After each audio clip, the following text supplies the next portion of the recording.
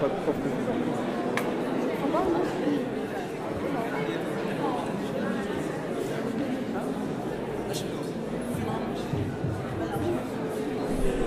Bon, je vous remercie beaucoup pour votre présentation et aussi pour votre invitation. C'est un plaisir pour moi d'être à Marrakech, et spécialement dans cette université que je ne connaissais pas.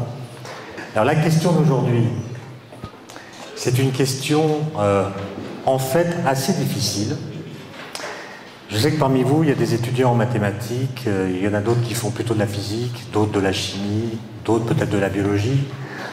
Mais ce qui est commun à toutes ces disciplines, c'est la façon dont on représente le temps. Et cette façon, qui n'a pas changé depuis Newton, consiste à représenter le temps par un axe, rectiligne en général, sur lequel on met une flèche et on dit c'est l'axe des temps. Et donc on représente le temps comme une variable à une dimension. Un seul nombre suffit à repérer une date. Et la flèche qu'on met là a plusieurs sens. D'abord, elle signifie que si vous êtes présent sur l'axe des temps à un certain instant, appelons-le l'instant T, vous êtes empêché d'y demeurer. C'est-à-dire, si vous êtes présent à l'instant T, aussitôt après, le cours du temps vous oblige à vous déplacer en même temps que lui. Autrement dit, la flèche qui est là traduit une sorte de motricité du temps qui vous empêche de rester présent au même instant présent. C'est la première chose. La deuxième chose que signifie cette flèche, c'est qu'elle vous dit en fait que vous ne pouvez pas choisir librement votre position dans le temps. C'est-à-dire, vous ne pouvez pas décider d'être ici plutôt que là, et si vous avez été présent quelque part, vous ne pouvez pas revenir en arrière. Autrement dit, cette flèche, elle traduit aussi l'impossibilité de voyager dans le temps. D'accord ? Donc ça veut dire que le temps qui est là représenté de façon statique, en fait, il est mu par une forme de dynamique dont le responsable est ce qu'on appelle le moteur du temps. Et donc la question que je voudrais poser, c'est est-ce que nous sommes capables d'identifier le moteur du temps, ou pour le dire en termes plus familiers, est-ce que nous savons d'où vient que le temps passe? Alors d'abord une remarque sur l'expression le temps passe. Nous disons en effet que le temps passe. Mais on pourrait se dire qu'à force de passer, s'il passe vraiment, il devrait finir par ne plus être là. Donc en fait, le temps passe, mais comme le montre d'ailleurs cette représentation qui le montre comme un paramètre homogène, le temps ne change pas au cours du temps sa façon d'être le temps. C'est-à-dire qu'il y a quelque chose d'assez spécial dans la variable t par laquelle en physique on représente le temps, c'est que le paramètre t que vous mettez dans les équations que vous utilisez, quelles qu'elles soient, ça peut être les équations de la physique classique, celle de Newton par exemple, ça peut être les équations de Maxwell pour l'électromagnétisme, ça peut être les équations d'Einstein pour la relativité, ça peut être les équations de la mécanique quantique comme l'équation de Schrödinger. Dans toutes les équations de la physique, le paramètre t ne dépend jamais de t. C'est-à-dire le temps ne dépend pas de lui-même. Et ça c'est très important parce que ça implique que lorsque vous écrivez une équation de physique, la valeur de vérité de cette équation ne dépend pas de l'instant auquel vous l'appliquez. Autrement dit, dire que le temps ne dépend pas du temps dans les équations de la physique veut dire que les équations de la physique sont les mêmes à tous les instants du temps. Et d'ailleurs, heureusement, parce que si les équations de la physique dépendaient du temps, vous pourriez construire par exemple un four à micro-ondes en utilisant les équations de Maxwell. Vous construisez l'objet, il fonctionne. Mais si un peu plus tard les équations de Maxwell ont changé, l'appareil ne fonctionne plus. Et donc le fait que les appareils continuent à fonctionner tous les jours est la preuve que les équations qui régissent leur comportement n'évoluent pas. Et cette conclusion, en fait, on peut l'étendre à l'histoire de l'univers tout entier et considérer que même si l'univers a évolué, les lois physiques en son sein n'ont pas évolué. Vous savez que c'est une chose qu'Einstein a mis beaucoup de temps à accepter. Lui, il pensait que l'univers était stationnaire. Il pensait que l'univers n'avait pas d'histoire et que le fait qu'il n'avait pas d'histoire s'expliquait par le fait que les équations étaient invariantes par translation du temps. Et puis on a découvert que l'univers était en expansion.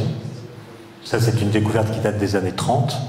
Einstein a accepté ce résultat qui venait de l'observation. Et on a fini par comprendre que lorsqu'on dit que l'univers est en expansion ou en évolution, en fait, ce qui bouge quand l'univers évolue, ce ne sont pas les lois physiques, qui restent les mêmes, ce sont les conditions physiques. C'est que l'évolution de l'univers, son expansion, s'accompagne d'une diminution de la température, d'une diminution de la densité d'énergie et d'une diminution de la densité moyenne de la matière. De sorte que si, comme on le fait au CERN à Genève, au CERN, vous savez, on a découvert une nouvelle particule. D'ailleurs, ça m'intéresse de le savoir, je vais faire un petit sondage avant de continuer. Combien parmi vous ont entendu parler de la découverte en juillet 2012 d'une nouvelle particule qui s'appelle le boson de Higgs? Ben, c'est presque tout le monde. Donc je vais en parler. D'accord? Je vais en parler parce que comment est-ce qu'on a découvert cette particule? Eh bien, on a une grande machine qui s'appelle le LHC. C'est les trois initiales de large, qui veut dire très grand. H, c'est l'initiale de hadron. Hadron, c'est des particules comme le proton. Et C, qui veut dire collider. C'est un collisionneur de protons. Et en fait, on a fait des collisions avec des protons qui avaient beaucoup d'énergie. En fait, chacun des protons qui entrait en collision avait autant d'énergie qu'un moustique en vol. Alors, quand un moustique est en vol, toute l'énergie qu'il possède se répartit sur les milliards de particules qu'il contient. Alors que dans le cas des protons du LHC, toute l'énergie est concentrée sur une seule particule. Et donc la densité d'énergie qu'on obtient dans ces collisions est énorme, et elle ressemble à la densité d'énergie qui existait dans l'univers primordial, c'est-à-dire dans les fractions de secondes qui ont suivi le Big Bang. Comme les lois physiques n'ont pas changé, si nous répétons dans le présent les conditions physiques du passé, nous voyons apparaître dans le présent les phénomènes physiques du passé. Et c'est ainsi qu'on a pu produire, en l'extirpant du vide, un boson de Higgs, ou plusieurs, on en a produit 1000 au total, qui n'existe plus dans l'univers, mais qui existait dans l'univers primordial lorsqu'il était très chaud, et qu'on peut réactiver en lui donnant, par ce biais-là, l'énergie qu'il n'a plus. Pour en venir à la question du jour, quel est le moteur du temps? Newton lui-même est conscient que la question se pose. Il se pose la question de savoir qu'est-ce qui fait que vous ne pouvez pas rester présent au même instant présent, qu'est-ce qui fait que vous êtes obligé de suivre le cours du temps. Et Newton dit, en fait, je n'en sais rien, et je ne ferai pas d'hypothèse. Et donc, il prend acte de l'existence d'un cours du temps en mettant une flèche sur l'axe pour dire il y a un moteur du temps, mais je ne dis pas quelle est sa nature. Alors, les philosophes se sont intéressés à la question, et pour un certain nombre de philosophes, ça a commencé avec Saint-Augustin, ça s'est prolongé avec Kant et beaucoup d'autres, le moteur du temps, pour eux, c'est la conscience. C'est-à-dire, c'est l'esprit humain, la conscience de l'observateur, qui est le lieu au sein duquel les événements se temporalisent. Autrement dit, pour ces philosophies-là, qui ont des variantes très nombreuses que je ne vais pas expliciter, le temps, le passage du temps, le moteur du temps, a à voir avec les sujets connaissants, a à voir avec la conscience des observateurs. C'est dans notre conscience que s'élabore la continuité des processus temporels. Bon. Et donc on peut défendre l'idée que le moteur du temps est quelque chose de subjectif. Ce n'est pas quelque chose qui existe objectivement dans l'univers, c'est quelque chose de subjectif qui est produit d'une façon ou d'une autre par la conscience de l'observateur. Alors si on accepte cette thèse, ce que beaucoup de gens font d'ailleurs, il faut quand même affronter une difficulté qui est en fait un paradoxe assez grave, qui est peut-être même si grave qu'il peut conduire à abandonner cette hypothèse. Le paradoxe est le suivant, il s'appelle d'ailleurs le paradoxe de l'ancestralité.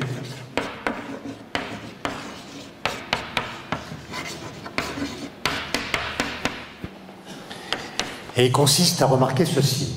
Si vous supposez que le passage du temps nécessite la présence d'une conscience qui le fait passer, ou au sein de laquelle il passe, comment entendez-vous les résultats qui ont été obtenus par les physiciens du XXe siècle, qui savent que, avant l'apparition de la conscience, beaucoup d'événements se sont produits dans l'histoire de l'univers? Car nous savons par exemple que le Soleil est là depuis 5 milliards d'années. La Terre, c'est à peu près à la même époque. Avant, des étoiles se sont formées. L'apparition de la vie, c'est quelques milliards d'années. Et l'homme lui-même, l'Homo sapiens, c'est 2 millions d'années. L'âge total de l'univers, en tout cas celui qu'on a pu mesurer, c'est 13,7 milliards d'années. Donc c'est une histoire assez longue. L'homme n'est là que depuis 2 millions d'années, c'est très peu par rapport à 13,7 milliards. C'est un facteur en gros de 1 sur 7000, qui montre que l'univers a passé le plus clair de son temps sans nous. Bon.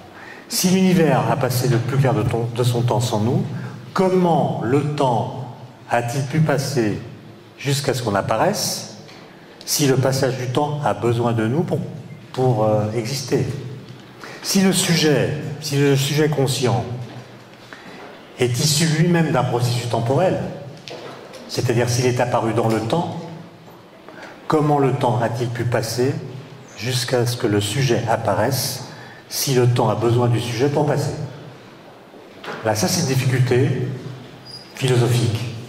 Il y a un certain nombre de philosophes qui essaient d'y travailler, qui essaient de sauver l'hypothèse que le temps pourrait dépendre de la conscience tout en prenant acte de ce résultat, mais pour autant que je puisse en juger, les travaux qui ont été produits dans ce sens ne sont pas très convaincants. Et donc, on est plutôt invité à penser que le moteur du temps est quelque chose d'objectif, c'est-à-dire lié à la physique, soit au temps lui-même, qui serait lui-même son propre moteur, soit à d'autres paramètres liés eux-mêmes à l'expansion de l'univers, par exemple. On pourrait imaginer que le passage du temps vient du fait que l'univers est en expansion et qu'il y a une sorte de corrélation entre les deux.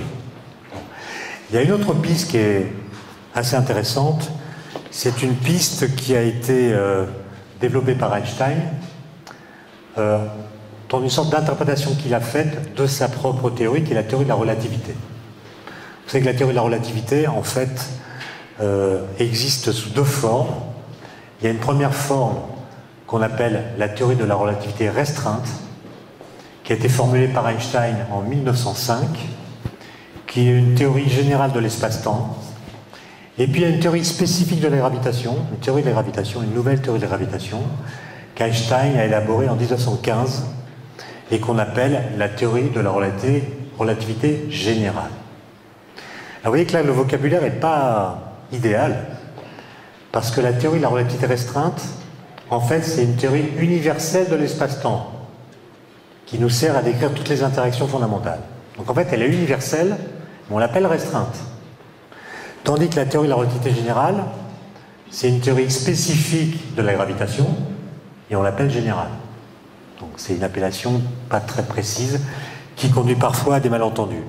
Je ne vais pas trop détailler ces choses-là, mais simplement remarquer que si on regarde les équations de la relativité, on peut être invité à penser, en tout cas c'est ce qu'Einstein a pensé, que l'espace-temps, c'est qu'on parle d'espace-temps et pas d'espace et de temps en relativité, que l'espace-temps est une entité qui n'est pas elle-même temporelle. C'est-à-dire qu'on est invité à imaginer que l'espace-temps, c'est une sorte d'arène statique qui est présente de toute éternité. Donc l'espace-temps serait là, déroulé, sans dynamique propre, sans motricité, comme s'il était dans l'état où on le trouve depuis toujours. Et alors dans cette entité statique, comment expliquer le passage du temps? Eh bien Einstein explique que les observateurs que nous sommes se déplacent dans l'espace-temps en suivant ce qu'on appelle des lignes d'univers, c'est-à-dire que chaque observateur suit une ligne d'univers dans l'espace-temps, et c'est sa motricité dans l'espace-temps qui crée l'impression qu'il a que le temps passe. Autrement dit, le moteur du temps, dans cette perspective, c'est l'observateur. C'est son mouvement, c'est pas sa conscience en fait. C'est pas sa conscience, c'est sa propre motricité dans l'espace-temps qui créerait pour lui l'impression qu'il a que le temps passe. Alors je vais vous donner une analogie pour que vous compreniez mieux ce que je veux dire. Pensons non plus à l'espace-temps, mais pensons à l'espace tout court. Aujourd'hui, nous sommes à Marrakech, c'est la ville où nous sommes présents. Vous savez qu'en relativité, il n'y a pas un présent absolu. Il n'y a pas un présent en univers. La notion de présent est une notion locale. Ce qui est présent pour moi n'est pas forcément présent pour un autre observateur qui est en déplacement par rapport à moi. Donc la notion de présent est une présence locale et non plus, comme en physique newtonienne, une notion universelle, où le présent, c'était le présent de l'univers tout entier. Donc, Marrakech, c'est la ville où je suis présent, mais ça n'empêche pas que d'autres villes où je ne suis pas présent, par exemple Casablanca et Paris, existent tout autant que Marrakech. Donc quand je raisonne à propos de l'espace, je dis qu'il y a trois villes différentes, Casablanca, Marrakech, Paris, et elles se distinguent simplement par le fait que je suis présent à Marrakech, tandis que je ne suis pas présent aux deux autres. Mais le fait que je sois présent à Marrakech ne fait pas que les deux autres villes existent moins que Marrakech. Elles ont la même réalité, elles coexistent dans l'espace. L'idée d'Einstein, c'est qu'on pourrait étendre ce raisonnement à l'espace-temps lui-même. Et dire, par exemple, que lorsque vous êtes dans un train, vous regardez par la fenêtre et vous voyez que le paysage défile. Vous dites, le paysage défile. Vous voyez bien que c'est un abus de langage. En fait, le paysage ne défile pas. C'est votre mouvement, plus exactement le mouvement du train dans lequel vous êtes, qui crée l'impression que vous avez que le paysage défile. D'accord? Donc c'est votre motricité qui provoque ce défilement. C'est pas le paysage qui défile tout seul. Mais l'idée d'Einstein, c'est la même chose. C'est mon mouvement, votre mouvement dans l'espace-temps, qui crée pour vous l'impression que le temps passe. Et dans ce contexte, les événements du futur existent tout autant que les événements présents. De même qu'existent tout autant que les événements présents, les événements du passé. Tous les événements, en fait, successifs, coexistent dans l'espace-temps.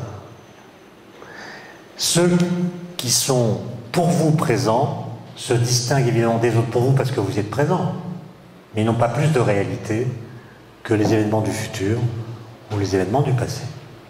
Alors, donc, dans cette perspective qu'on appelle l'univers bloc,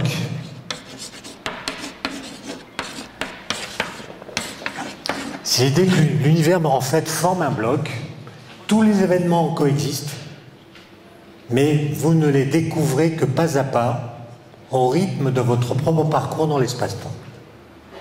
C'est un peu comme une partition de musique.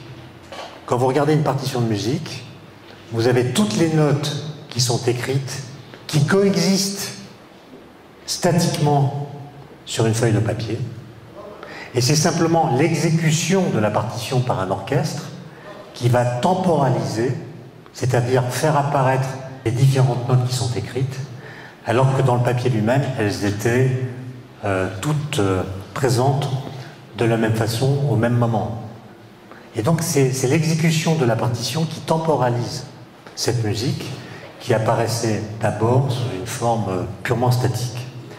Vous voyez que Einstein lui aussi s'est posé la question du moteur du temps, et le problème qu'on a avec cette conception, issue, je le répète, de la théorie de la relativité, c'est qu'elle est peu compatible avec ce que nous enseigne un autre pilier de la physique, qui est la physique quantique. Alors vous savez, je pense que vous savez qu'il y a deux physiques en ce moment qui coexistent, qui ne sont pas compatibles l'une avec l'autre. Il y a d'une part la théorie de la relativité générale qui décrit la gravitation, et puis il y a la physique quantique qui s'est élaborée elle aussi au XXe siècle, qui décrit les trois autres interactions fondamentales. Donc les interactions électromagnétiques et puis les interactions nucléaires. Et il se trouve que la façon de représenter l'espace-temps en physique quantique n'est pas la même qu'en relativité générale. Et donc il y a une sorte de contradiction formelle dans la façon dont ces deux théories se représentent l'espace et le temps. Et jusqu'à ce jour, on n'a pas réussi à les réconcilier, même si, vous le savez sans doute, il y a des tentatives plus ou moins avancées, comme par exemple la théorie des supercordes, ou d'autres théories alternatives qui essaient de marier dans un formalisme unique la mécanique quantique et la relativité générale. Mais en tout cas, ne pensez pas que cette hypothèse, qui est intéressante, soit forcément la bonne solution, parce que pour des raisons que je n'ai pas le temps d'expliquer et qui sont un peu techniques, on n'arrive pas à insérer la mécanique quantique dans ce type de schéma. Alors, comme je voudrais qu'on ait le temps de discuter et que vous puissiez me poser des questions, je vais vous parler maintenant de la découverte de 2012, la découverte du boson de Higgs.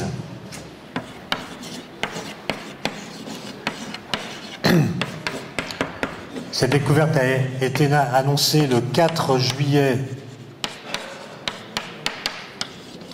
2012. Donc ça, c'est une date dont tous les physiciens se souviennent. Et ce que je vais essayer de vous expliquer, c'est que cette découverte a à voir avec la question posée. C'est-à-dire, elle a à voir avec la question du moteur du temps. Bon. Alors, pour présenter cette découverte, il me faut, disons, 10 minutes. Et après, ça sera terminé. Mais il faut y passer quand même 10 minutes parce que c'est une affaire un peu compliquée. Et d'ailleurs, c'est cette découverte qui a valu à ses auteurs le prix Nobel de physique en 2013. Et on ne donne pas le prix Nobel pour des choses qui s'expliquent ou qui pourraient s'expliquer en moins de 10 minutes. Donc c'est vraiment la durée minimale pour expliquer une découverte de cette amplitude. La première chose que je voudrais dire, c'est que cette découverte ressemble à la première découverte qui a été faite en physique moderne. Alors la physique moderne, vous savez, c'est la physique dont on dit qu'elle a commencé avec Galilée. C'est Galilée qui a posé les bases de la physique moderne. Avant, il y avait de la physique, celle d'Aristote par exemple.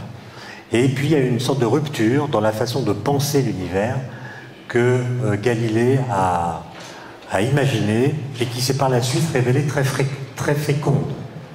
Alors en quoi ça consiste la physique moderne? Ça consiste à faire le pari qu'on peut expliquer le réel qu'on observe, les phénomènes qui nous entourent, par l'impossible, comme l'a dit un grand philosophe des sciences qui s'appelle Alexandre Koyré. Expliquer le réel par l'impossible. Qu'est-ce que ça veut dire? Ça veut dire qu'il faut accepter l'idée que les lois physiques peuvent se dire sous la forme d'énoncés qui contredisent l'observation. Ce qui apparaît un peu contradictoire, mais en fait c'est comme ça que ça marche. C'est-à-dire que les lois physiques que vous connaissez, vous pourrez faire le test à l'intérieur de vous-même, hein, vous réciterez des lois physiques que vous connaissez, et vous verrez qu'elles disent des choses qui en apparence sont complètement folles. Par exemple, vous connaissez certainement le principe d'inertie. Un mouvement ou un corps qui n'est soumis à aucune force, à un mouvement rectiligne et uniforme indéfini. Vous avez déjà vu ça? Vous avez déjà vu un mouvement inertiel? Personne n'a jamais vu ça. Personne n'a jamais vu de mouvement inertiel. Et pourtant, l'hypothèse que de tels mouvements existent est un principe fondamental de la mécanique de Newton. Je prends un autre exemple. Si vous faites tomber des corps de masses différentes, qu'est-ce qui se passe? Bon, ils tombent. Ils tombent puisque le faites tomber. Mais ce que vous observez, c'est que les plus lourds tombent plus vite que les plus légers. Si vous laissez tomber en même temps une boule de pétanque et une balle de tennis, c'est la boule de pétanque qui touche le sol en premier. Et vous imaginez bien que ça, on le sait depuis la nuit des temps. Aristote l'a remarqué et a énoncé dans son livre « La physique » la loi dite de la chute des corps. Et qu'est-ce qu'il dit? Qu'un corps tombe d'autant plus vite qu'il est plus lourd. Et cette loi a été enseignée pendant des siècles, sans que personne ne pense la contester, puisqu'elle était conforme à l'observation.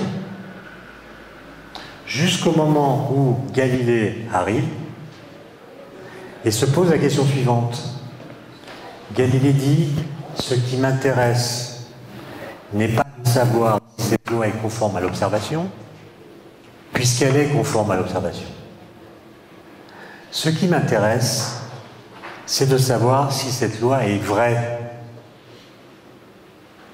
Et donc, il a l'idée qu'une loi conforme à l'observation pourrait être fausse. Alors, dans beaucoup de livres, on raconte qu'il est allé au sommet de la tour de Pise pour lâcher des trucs de masses différentes, après avoir convoqué tous les universitaires de l'époque qui étaient aristotéliciens. Et évidemment, il n'a pas fait cette expérience, c'est une légende. Parce que s'il l'avait faite, vous imaginez Galilée, au sommet de la tour, 54 mètres, il laisse tomber des boules de pétanque et des balles de tennis. Qu'est-ce qui se passe? Les boules de pétanque touchent le sol avant les balles de tennis, ce que tout le monde savait déjà. Donc il n'a jamais fait cette expérience. Par contre, il a raisonné. Il a fait ce qu'on appelle aujourd'hui une expérience de pensée. Alors, une expérience de pensée, ce n'est pas une expérience mentale, purement intellectuelle.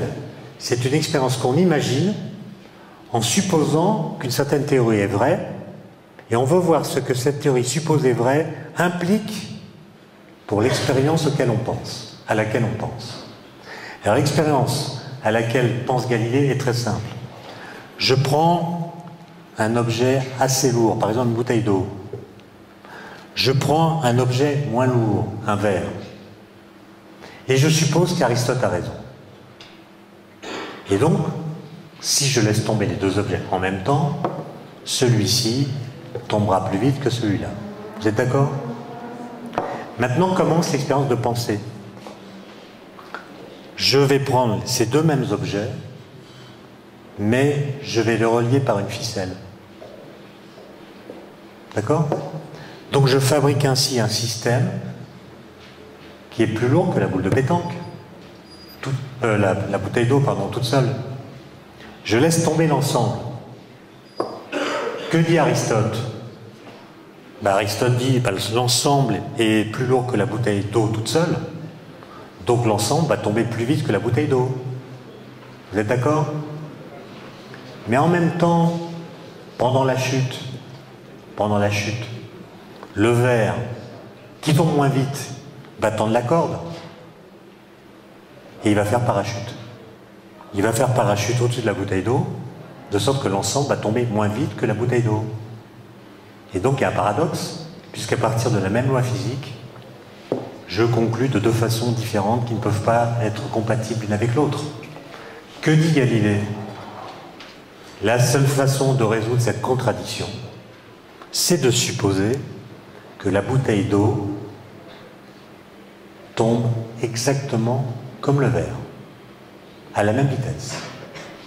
Une vitesse qui est indépendante de la masse des corps. Ce qui n'est pas ce qu'on voit. Mais Galilée dit non, parce que quand on fait tomber des corps autour de nous, il n'y a pas que la gravité qui agit. La gravité, elle fait tomber tous les corps à la même vitesse. Mais il y a en plus une autre force, qui en l'occurrence est la résistance de l'air. Et c'est la résistance de l'air, et seulement elle, qui fait que, dans les faits, c'est la bouteille d'eau qui va tomber plus vite que le verre.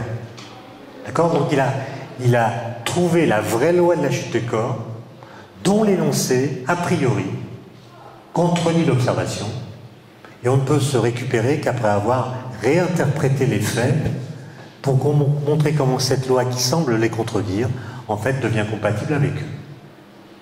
Ça veut dire que les lois physiques, on ne les découvre pas en regardant autour de soi. Pour les découvrir, il faut vraiment aller les chercher, c'est-à-dire il faut d'abord théoriser, écrire des formalismes, faire des hypothèses, et ensuite expérimenter pour voir si ces hypothèses sont conformes aux mesures qu'on peut faire. Alors cette expérience de Galilée date de 1604, fait 4 siècles, même plus, et on pourrait se dire c'est de la vieille histoire. Mais en fait, la découverte dont je vais vous parler maintenant, qui a à voir avec le moteur de temps, s'est faite exactement selon la même logique. C'est que dans les années, disons, 1960, les physiciens des particules, c'est-à-dire les gens qui s'intéressent aux particules élémentaires et à leurs interactions. Alors les interactions entre particules, c'est les interactions électromagnétiques dont j'ai parlé, et ce sont les interactions nucléaires. Vous savez qu'il y en a de deux types. Il y en a une qu'on appelle l'interaction faible, qui est responsable de la radioactivité bêta, par exemple, et puis il y en a une autre qu'on appelle l'interaction forte, qui est responsable de l'interaction entre quarks dans les protons et les neutrons. Bon. Et il se trouve que dans ces années-là, les physiciens ont réussi à décrire mathématiquement ces trois forces, très différentes dans leur phénoménologie, à partir des mêmes ingrédients mathématiques. La gravitation, ils l'ont laissée de côté parce que la gravitation est une force tellement peu intense qu'on peut la négliger par rapport aux autres interactions. Et il se trouve que les idées mathématiques qu'ils ont utilisées pour faire cette description des trois interactions dont j'ai parlé, ce qu'on appelle les théories de jauge, qui sont des théories de la mécanique quantique, s'appuient sur une hypothèse extrêmement simple. Et cette hypothèse, c'est qu'on peut associer à chacune des interactions fondamentales un groupe de symétrie mathématique. Vous savez ce que c'est qu'un groupe en mathématiques, hein? Là, par exemple, le groupe associé à l'électromagnétisme, on l'appelle U de 1. On m'a demandé de ne pas écrire d'équation, mais ça, c'est pas une équation, c'est une définition. C'est l'ensemble des nombres complexes de module 1, c'est-à-dire l'ensemble des nombres qui s'écrivent sous la forme exponentielle I alpha. Le module de ces nombres, c'est 1, et donc le groupe U de 1, c'est le groupe des nombres complexes de module 1. Mais il se trouve que si vous dites ce groupe est le groupe associé à l'électromagnétisme, toute la structure de cette interaction s'en déduit. Et vous pouvez même retrouver les équations de Maxwell à partir de cette hypothèse. Alors les gens ont pris confiance et ils ont généralisé cette description à l'interaction faible. Et là, le groupe, c'est un autre groupe qui s'appelle SU2, peu importe les détails. Ils ont généralisé ensuite à l'interaction nucléaire forte, avec un troisième groupe qui est SU3.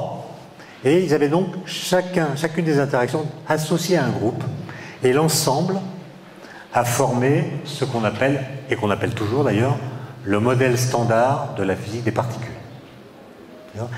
Et ce modèle, il invite à penser que quand deux particules interagissent, pensez par exemple à deux électrons qui interagissent par l'interaction électromagnétique. Ils ont des charges négatives tous les deux, donc ils se repoussent. Eh bien, ce modèle-là invite à penser qu'en fait, l'interaction entre deux particules, quelle que soit l'interaction qu'on considère, procède de l'échange de particules.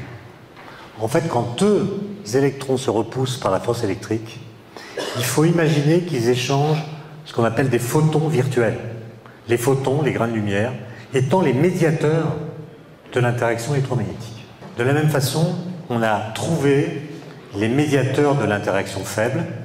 On les a même détectés au CERN pour la première fois dans les années 80, prix Nobel pour tout le monde. Et on a également détecté les médiateurs de l'interaction nucléaire forte qu'on appelle les gluons. Bon. Ça, c'est une première chose. Et donc, les physiciens ont acquis, vis-à-vis de ce modèle standard, une confiance de plus en plus forte. Mais en 1963 est apparu un problème. Et ce problème était le suivant. Les gens ont fait l'expérience de penser un peu comme Galilée avec la physique d'Aristote. C'est-à-dire, ils se sont dit, imaginons que le modèle standard, construit selon ce schéma, soit une théorie exacte. Imaginons que le modèle standard soit la bonne théorie pour décrire les interactions entre particules. Qu'est-ce que ça a comme implication? Et ils ont découvert, à leur grande surprise, que si le modèle standard est exact, alors il implique que la masse de toutes les particules élémentaires doit être nulle. La masse de toutes les particules élémentaires doit être nulle. Ce qui n'est pas ce qu'on observe. Vous savez que l'électron a une masse non nulle, les quarks qu'on ne connaissait pas à l'époque ont une masse non nulle, les neutrinos ont une masse non nulle. Enfin bref, la plupart des particules que nous connaissons, à l'exception des photons et des gluons, sont des particules de masse non nulle. Et donc il y avait une contradiction entre cette prédiction du modèle standard et puis les mesures qu'on pouvait faire dans les laboratoires. Quand vous êtes physicien et que vous constatez qu'il y a une contradiction entre une prédiction théorique et un fait, une mesure, une observation, quel est le réflexe que vous avez? Le premier réflexe, c'est de dire que la théorie est fausse. Une théorie qui est juste, c'est une théorie qui correspond aux mesures. S'il y a un désaccord entre les prédictions de la théorie et les mesures, c'est que la théorie est fausse. Et ce réflexe a été le réflexe qu'ont eu la plupart des physiciens de cette époque, qui se sont dit, le modèle standard doit avoir des défauts, il faut peut-être trouver une autre façon de décrire les interactions. Mais, heureusement, il y a eu 3 physiciens assez jeunes, ils avaient moins de 30 ans à l'époque, l'un qui s'appelle Peter Higgs,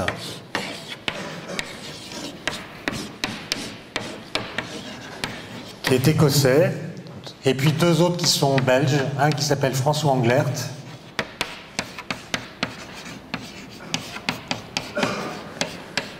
et Robert Brout, qui était un Américain qui s'est fait naturaliser belge pour travailler avec Englert. Ils ont exactement la même idée. Alors Peter Higgs tout seul, et puis François Englert et Robert Brout, qui travaillent ensemble, ont eu la même idée. Et en 1964, sans se connaître, ils ont écrit le même papier.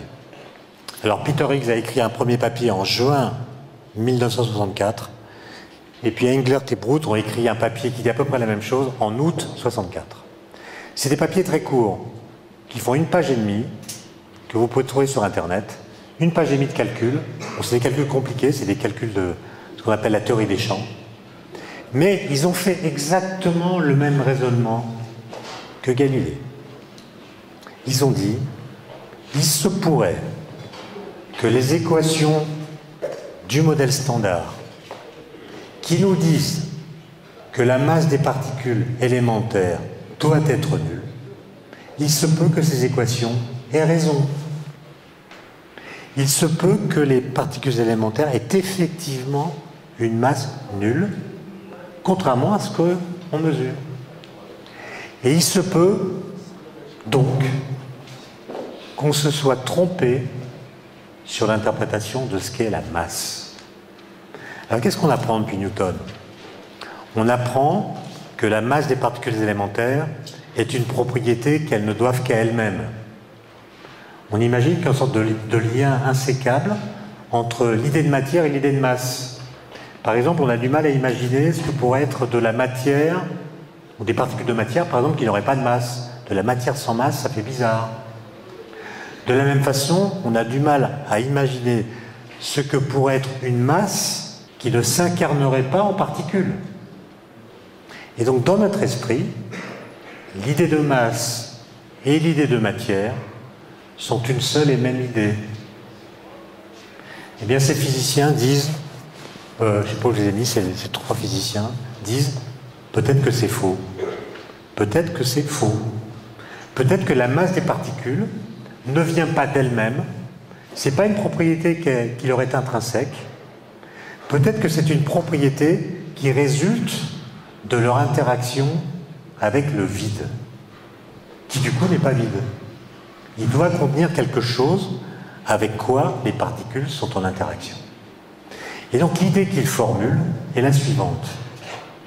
On va imaginer que dans le vide, il y a quelque chose. Autrement dit, le vide n'est pas vide. Le vide contient ce qu'on appelle un champ. En fait, c'est un champ quantique, un champ de la mécanique quantique.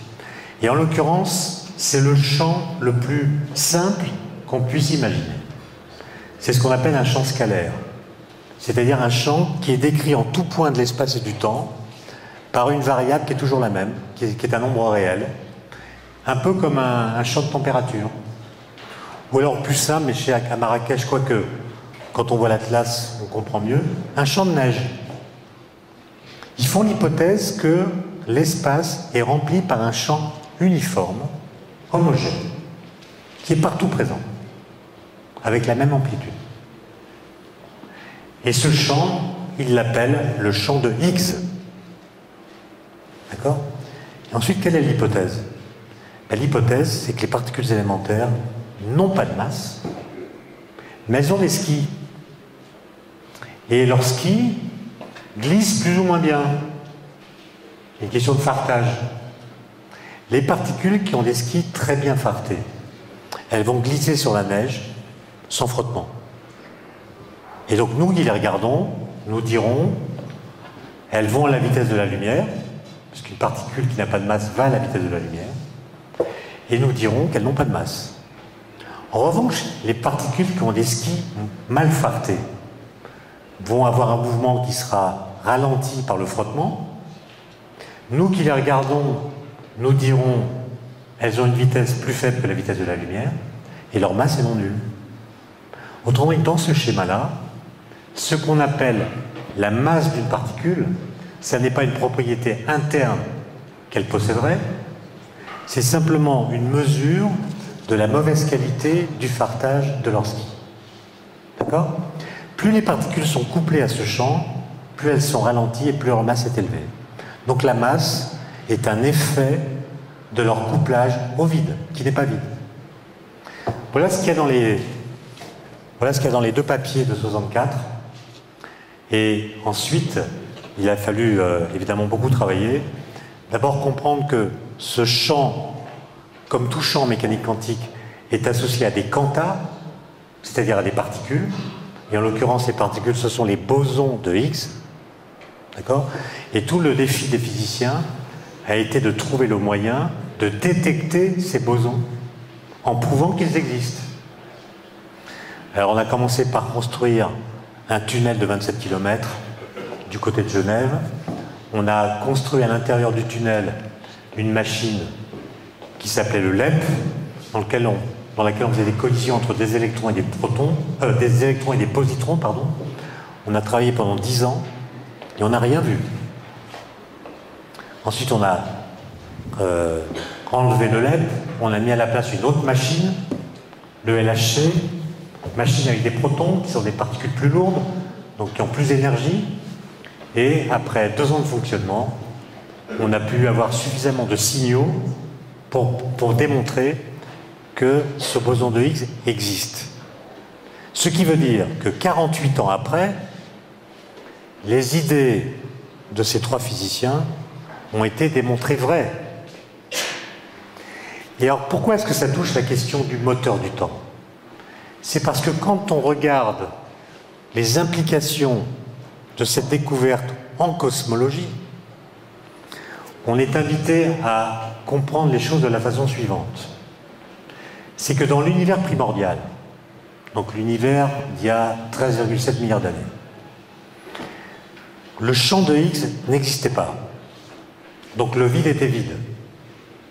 Donc les particules étaient sans masse, puisque c'est le champ de Higgs qui leur donne leur masse.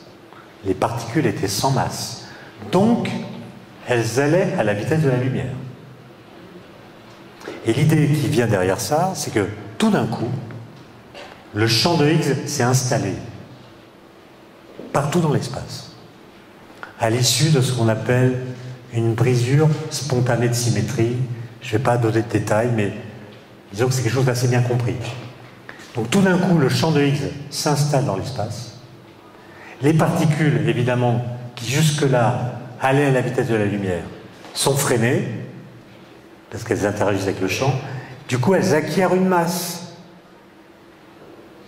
Or, ceux d'entre vous qui ont fait un petit peu de théorie de la relativité savent que pour qu'un observateur soit doté d'un temps propre, il faut qu'il ait une masse non nulle. Une particule qui a une masse nulle n'a pas de temps propre, comme le photon par exemple. Pour qu'un temps existe pour une particule, il faut que sa masse soit non nulle. Et donc l'apparition du champ de Higgs, et donc de la masse des particules, c'est le démarrage du temps de la matière. Je n'ai pas dit que le champ de Higgs était le moteur du temps, mais je dis que c'est quand même là qu'est apparu le moteur du temps. Ce qui ne veut pas dire que la source de ce moteur soit le champ de Higgs lui-même. Mais c'est à partir de ce moment-là qu'on peut parler d'un moteur du temps. Et d'ailleurs, sans que ce soit une démonstration du tout, mais c'est juste un clin d'œil, vous allez regarder la chose suivante. Le vrai nom de la particule de Higgs, qui a donc valu le prix Nobel à François Englert et Peter Higgs cette année.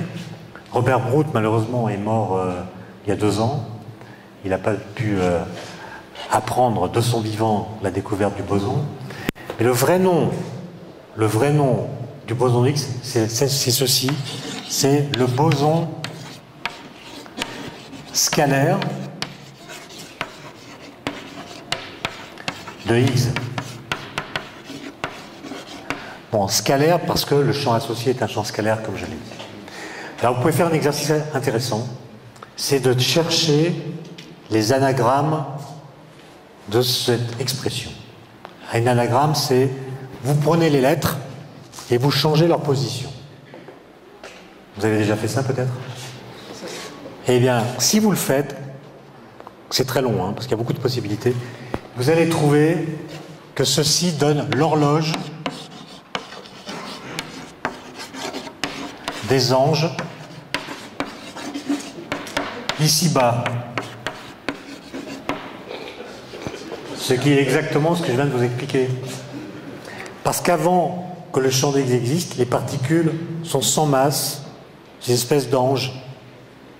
Tout d'un coup, le champ d'Higgs apparaît, les particules acquièrent leur masse et deviennent des horloges, puisque le temps de la matière se met en marche.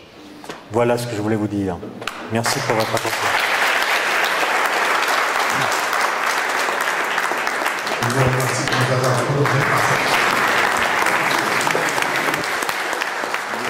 Ça a été ? Alors, d'où vient le temps ? Évidemment, il y a le temps tel qu'on l'entend dans le langage courant. Et le temps est un mot, d'ailleurs, qui n'existe pas dans toutes les langues.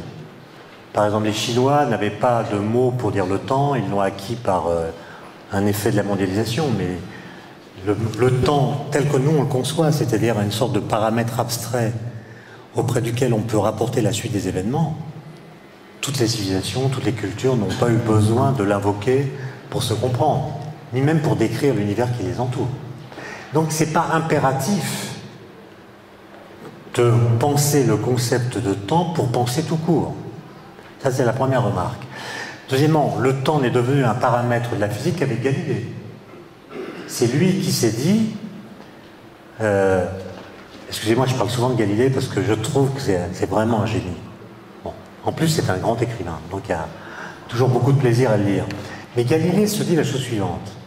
Il dit, depuis des millénaires, on se pose la question de savoir ce qu'est le temps. Quelle est sa nature? En quoi dépend-il des événements? Est-ce qu'il se confond avec le changement? Est-ce qu'il existerait du temps sans mouvement, etc. Il dit c'est des questions trop compliquées. C'est des questions infernales. Et on n'arrivera jamais à les résoudre. Donc la question qui va m'intéresser, moi, Galilée, c'est pas d'affronter des questions insolubles. C'est de trouver la bonne façon de représenter le temps d'une façon qui m'aide à comprendre les lois physiques. Et la première fois que le paramètre T dont vous avez parlé apparaît, c'est dans l'écriture de la première loi physique. Ce qu'écrit Galilée, c'est une équation toute simple. Il écrit que quand vous faites tomber des corps, la vitesse de chute, V, elle est proportionnelle à la durée de la chute. C'est la première fois que T apparaît.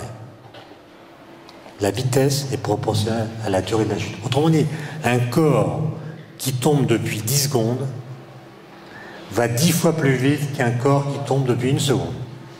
Ok? Et à partir de ce moment-là, vous pouvez certes vous poser la question de la nature du temps, mais c'est plus tellement nécessaire puisque vous avez trouvé une loi. Et à partir de la loi, vous allez pouvoir décrire d'autres phénomènes, etc. Et ce paramètre temps va coloniser peu à peu toute la physique, d'abord avec Newton, ensuite avec Boltzmann, avec Einstein, etc. Alors, maintenant, vous posez la question du voyage dans le temps. Alors, vous n'êtes pas le premier à me poser la question. Hein. Tout le monde me pose la question. Est-ce que vous êtes sûr qu'un voyage dans le temps, ça serait agréable? Pas sûr. Par exemple, voyager dans le futur, ça peut être très dangereux si le futur n'existe pas encore. Alors, si vous êtes dans la conception de l'univers bloc dont j'ai parlé, ça va, parce que le futur est déjà là. Mais si vous êtes dans une conception plus présentiste, aller dans le futur, c'est aller dans le néant. Pas forcément agréable. Bon. Maintenant, il y a beaucoup de livres de science-fiction qui racontent des voyages dans le temps. Je pense que, vu la question que vous me posez, vous en avez lu. Mais relisez-les. Et vous verrez qu'il n'en existe aucun qui raconte vraiment un voyage dans le temps. C'est-à-dire que tous racontent le voyage d'un premier temps, qui est le temps de l'observateur temporel, dans un second temps, d'accord? Et c'est ça qu'interdit la physique, c'est ce qu'on appelle le principe de causalité. Ce principe de causalité dit que vous ne pouvez pas modifier un événement qui a eu lieu. Si un événement a eu lieu, il a eu lieu éternellement. Vous pouvez évidemment, vous pouvez l'oublier, vous pouvez ne pas avoir été témoin, vous pouvez vous tromper à son sujet, mais en tant qu'événement, s'il a eu lieu, il demeurera éternellement vrai qu'il a eu lieu. D'accord? Donc ça veut dire que vous ne pouvez pas voyager dans votre temps propre. Vous ne pouvez pas remonter dans votre propre passé. En revanche, en relativité, et vous l'avez évoqué avec l'espace-temps de Minkowski, en relativité, vous savez qu'on peut voyager dans le temps propre d'un autre.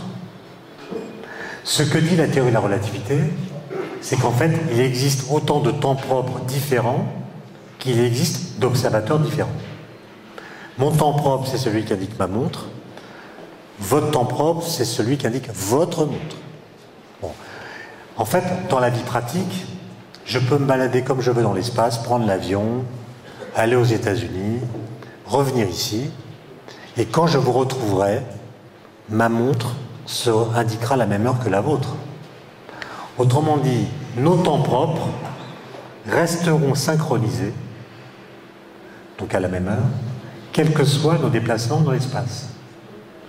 Mais, ce que dit Einstein, c'est que si on allait beaucoup plus vite, si on allait non pas à, je sais pas, à la vitesse d'un avion, c'est-à-dire 1000 km/h, si on allait à, par exemple, 150 000 km par seconde, là, ça changerait. Parce que le moindre déplacement que je ferais aurait des effets tels que lorsque je vous retrouverais, après avoir fait un parcours qui aurait duré à ma montre pendant quelques jours, par exemple, quand je reviendrai dans cet amphithéâtre, vous serez tous morts. Non pas parce que j'aurais vécu plus longtemps que vous. Vous aurez vécu 120 ans, je pense. Mais je me serais déplacé dans votre futur, sans que ça augmente ma durée de vie. Moi, dans ma fusée, j'aurai un temps qui s'écoulera comme d'habitude. Simplement, le fait que je me déplace dans l'espace par rapport à vous va désynchroniser mon temps propre du vôtre. Et donc ce que dit la relativité, c'est premièrement, nul observateur ne peut voyager dans son temps propre, et l'existence de l'antimatière est la preuve de cette impossibilité. Je ne peux pas vous l'expliquer, mais parce que c'est un peu compliqué, mais c'est quand même un résultat aujourd'hui bien établi. Vous ne pouvez pas voyager dans votre temps propre, mais vous pouvez, à condition d'aller très vite, dans l'espace, voyager dans le futur d'un autre observateur. Non, alors votre question est très profonde et en fait, elle renvoie à l'annonce qui a été faite il y a 15 jours par les Américains à propos des ondes gravitationnelles. Donc je vais en dire un petit mot, mais d'abord il y a une question de fond. C'est est-ce que nous sommes capables d'accéder à des réalités qui ne dépendent pas de nous? Alors vous êtes physicienne, moi aussi, et je pense que quand on est physicien, on doit faire le pari qu'il existe un en dehors de l'esprit. C'est-à-dire qu'il y a une réalité qui n'est peut-être pas complètement connaissable, mais qui peut s'imposer à nous, de sorte que certaines de nos idées peuvent être démontrées fausses par des expériences, par exemple, qui montrent que notre façon naturelle de penser n'est pas forcément dénuée d'erreur. Autrement dit, je fais le pari qu'il existe des réalités qui ne dépendent pas de moi, qui sont capables, si j'apprends à les connaître, de me détromper. Sinon, quel intérêt de faire de la physique? D'accord? Si tout ce que vous apprenez ne vous renseigne que sur votre façon de penser, si toute découverte est en fait une introspection, l'intérêt me semble faible et autant faire de la psychologie. Ce que d'ailleurs beaucoup d'étudiants font, c'est dommage. Bon, enfin non, c'est pas dommage, c'est comme ça. Mais, juste, vous que j'arrête? Non. Juste pour finir, vous avez entendu parler de la découverte des ondes gravitationnelles. Bon. Je ne sais pas si ce résultat va être confirmé par d'autres mesures faites par le satellite Planck, par exemple. Il y a quand même des doutes. Mais faisons l'hypothèse que les résultats qui ont été annoncés soient confirmés. C'est quand même une découverte incroyable. Moi, j'ai jamais pensé que durant ma vie vivante, je saurais que ce phénomène qu'on appelle l'inflation cosmique s'est réellement produit. C'était une hypothèse qui a été mise en 1981, un peu dingue, et tout le monde pensait que c'était quelque chose qui serait complètement inaccessible à l'observation. Alors, pourquoi est-ce que cette hypothèse, et vous verrez qu'elle rejoint les multivers dont vous avez parlé, pourquoi est-ce que cette hypothèse a été faite? C'est qu'il y a deux paramètres connus de l'univers qu'on ne comprend pas, qui sont des énigmes. Le premier paramètre, c'est que l'univers est plat. Alors plat, ça ne veut pas dire plan, hein, ça ne veut pas dire à deux dimensions. Ça veut dire que l'espace-temps de l'univers est sans courbure. Alors qu'il pourrait être courbé comme ça ou comme ça. Toutes les valeurs de la courbure devraient être possibles a priori, soit négatives, soit positives. Et il se trouve que c'est la courbure nulle qui est celle de l'univers. Pourquoi zéro? Pourquoi pas une valeur négative? Pourquoi pas une valeur positive? Courbure nulle, ça veut dire que deux parallèles dans l'univers, deux droites parallèles, ne se recoupent jamais. Alors que quand vous avez une géométrie courbe, non euclidienne, elle se coupe. Donc pourquoi est-ce qu'on est dans une géométrie euclidienne? On ne sait pas. La deuxième chose, qui était incomprise, c'est que l'univers est homogène. C'est-à-dire que quelle que soit la direction dans laquelle vous regardez, vous voyez les mêmes choses. Il n'y a pas de zone particulière, il n'y a pas de direction privilégiée. L'univers est homogène. Et alors, il y a trois physiciens qui, en 1981, ont fait la même hypothèse, qui est l'hypothèse qu'on appelle l'inflation cosmique. C'est une hypothèse vraiment, vraiment dingue. C'est l'idée qu'avant le mur de Planck, donc vraiment dans l'univers primordial, la taille de l'univers, qui était à l'époque toute petite, s'est dilatée d'un facteur 10 puissance 50 en 10 puissance moins 32 secondes. Vous voyez ce que je veux dire? 10 puissance 50 en 10 puissance moins 32 secondes. C'est pas ce qu'on appelle en France un train de sénateur. D'accord, c'est une espèce d'explosion incroyable de l'espace-temps. Et quand on met cet ingrédient dans les équations, on explique pourquoi l'univers est plat. Eh bien, il est plat parce que l'univers observable, en fait, est une toute petite partie de l'univers réel. C'est comme quand vous êtes à la surface d'un ballon. Autour de vous, vous pensez que la surface est plane, parce que vous auriez une petite portion. Mais le ballon, il n'est pas plan. Pareil pour la Terre, on a cru que la Terre était plate pour les mêmes raisons. Et là, on dit, l'univers nous apparaît plat, non pas parce qu'il est plat, mais parce que la partie qu'on peut observer est toute petite par rapport à l'univers réel qui est beaucoup plus grand. Et puis c'est un peu plus compliqué d'expliquer pourquoi cette hypothèse permet d'expliquer l'homogénéité de l'univers, mais on peut le faire aussi. Or, ce que montrent là encore les équations d'Einstein, c'est que si ce mécanisme d'inflation a eu lieu, c'est quand même violent. Pour l'espace-temps, c'est violent. Et donc, ça crée des tremblements de l'espace-temps qui, d'après les équations d'Einstein, doivent engendrer ce qu'on appelle des ondes gravitationnelles. Et ces ondes gravitationnelles ont le pouvoir de modifier ce qu'on appelle la polarisation, c'est-à-dire l'orientation, en fait, de la lumière du fond diffus cosmologique. L'idée, c'est que dans l'univers primordial, il y avait tellement de densité de matière que la lumière ne pouvait pas se propager. Et puis au bout de 400 000 ans, la densité de matière est devenue plus faible et la lumière a pu passer. Et cette lumière qui à l'époque avait 4000 degrés, aujourd'hui elle n'en a plus que 2,7 degrés Kelvin. Et c'est donc ce qu'on appelle le fond diffus cosmologique, qui est donc un rayonnement électromagnétique partout présent, partout avec la même température. Et si l'inflation cosmique s'est produite, elle a engendré des ondes gravitationnelles qui ont laissé une marque dans ce rayonnement. Et ce que les Américains prétendent avoir vu, en regardant 1% de la surface du ciel, grâce à un télescope qui est installé au pôle sud, c'est la marque de ce mécanisme. D'accord ? Alors ça, si c'est confirmé, c'est quand même une hypothèse, enfin c'est quand même un résultat extraordinaire qui montre qu'on est capable de comprendre des phénomènes cosmologiques qui se sont produits quand l'énergie qu'avaient à l'époque les particules était beaucoup plus grande que l'énergie qu'ont les protons du LHC. Je vous dis, les protons du LHC, ils ont l'énergie d'un moustique. Mais à l'époque où s'est passé le phénomène dont j'ai parlé, les particules élémentaires avaient l'énergie cinétique d'un TGV en circulation. C'est-à-dire des ordres de grandeur plus élevés que celles qu'on peut réaliser en laboratoire. Et donc il se peut que pour apprendre l'histoire de l'univers, des observations de ce type-là soient plus utiles que celles qu'on peut obtenir de la part des accélérateurs. Alors en quoi ça rejoint les multivers ? C'est que j'ai un petit peu parlé de la théorie des supercordes tout à l'heure.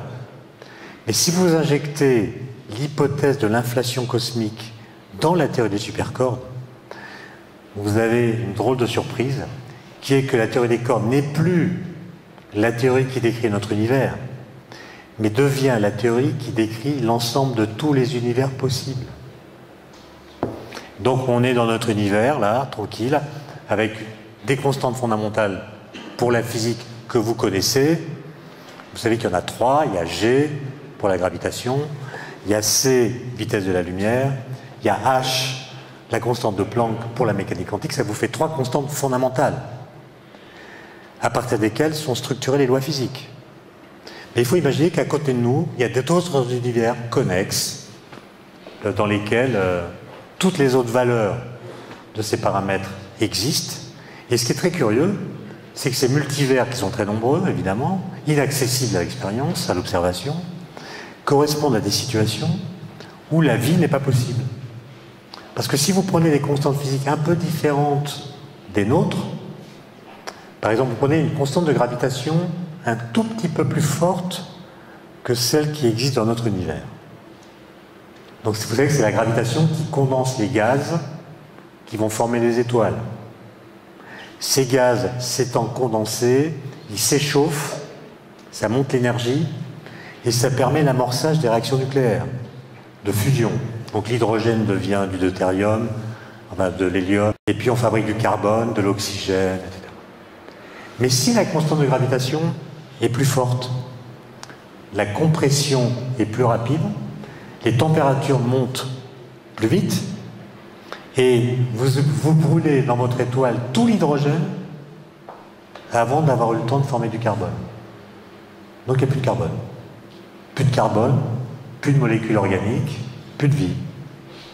D'accord? Donc la question c'est pourquoi on a la chance d'être dans un univers où on peut dire qu'on est le seul univers dans lequel on a la chance de pouvoir être. Parce que dans les autres, ils ne peuvent rien dire. Donc il y a là quelque chose d'assez bizarre du point de vue du raisonnement. Et franchement, je ne pense pas qu'un jour on pourra prouver l'existence des multivers. Mais je disais ça pour l'inflation cosmique. Donc j'apprends à être prudent. Merci beaucoup. Merci à vous.